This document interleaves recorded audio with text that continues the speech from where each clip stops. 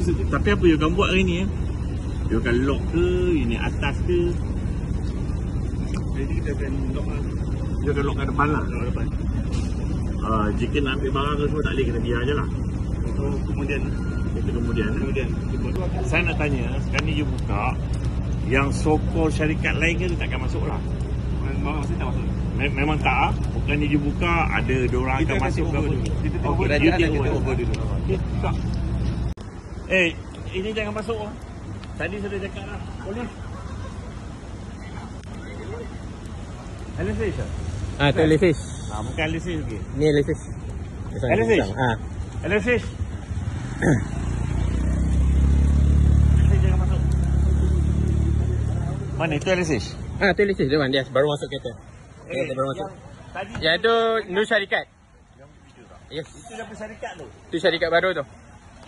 Yang Cina tadi baru seorang masuk. Dua tu.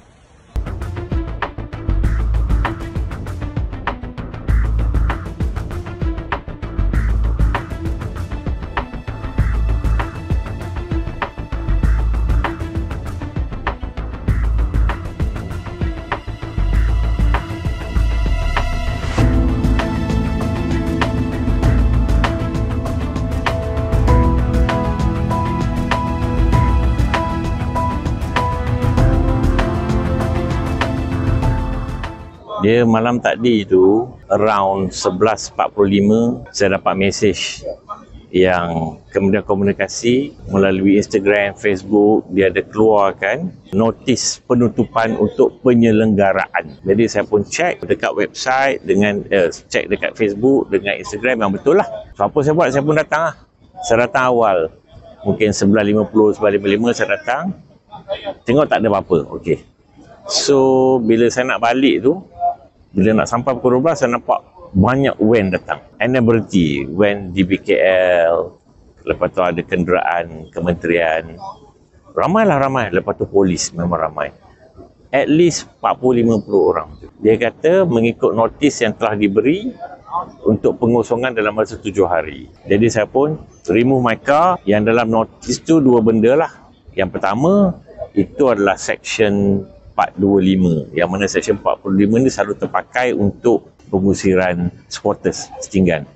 Itu satu. Kedua, ini kita masih menunggu sebab kita 9 hari bulan 6 kita memang ada hearing mahkamah. So saya pun bertanya mengapa tak tunggu. Mereka masuk beramai-ramai.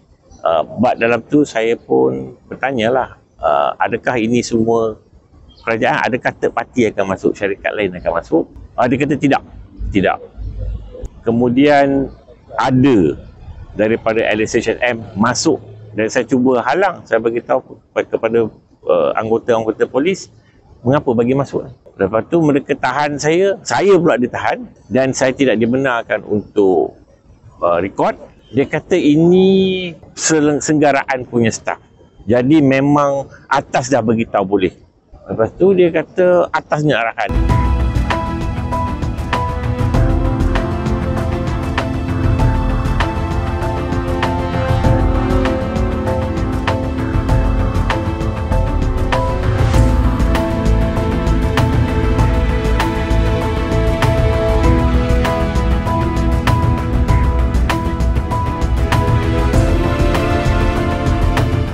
Tapi untuk MKLSB, time kita orang bermula dari 2 PM.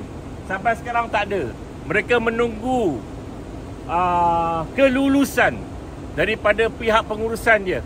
Saya pun tak faham macam mana ni. Ini aset kementerian, tapi syarikat LSHM lah yang sekarang ni menjadi penguat kuasa di sini.